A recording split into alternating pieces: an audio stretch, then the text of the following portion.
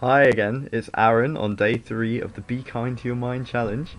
Today I've been thinking about exercising and how exercising is going to help me maintain a happier mind and complete this challenge. I've been doing quite a bit of exercise in silly little ways that all add up over this week, and I think it's a really good thing to think about because it doesn't need to be a big thing.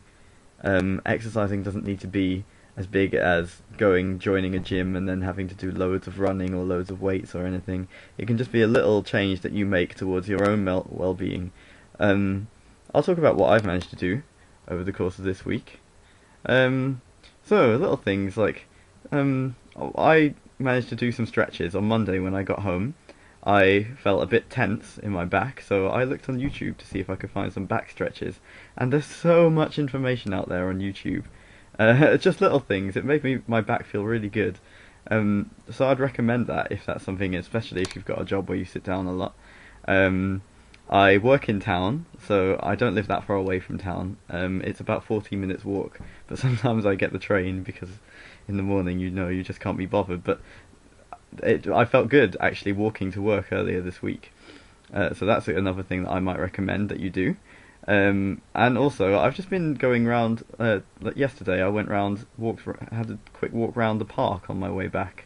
No, that was as well as walking home, but it's nice to go out and get some scenery. It made me feel a lot better, and I could begin to appreciate the world a bit more, which will take me on to tomorrow's point a bit better.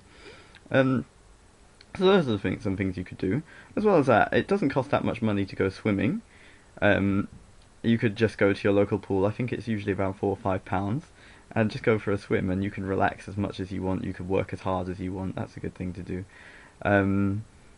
As well as I've got a friend who has a yoga video which I've agreed to do later this week. That would be another thing that you could do.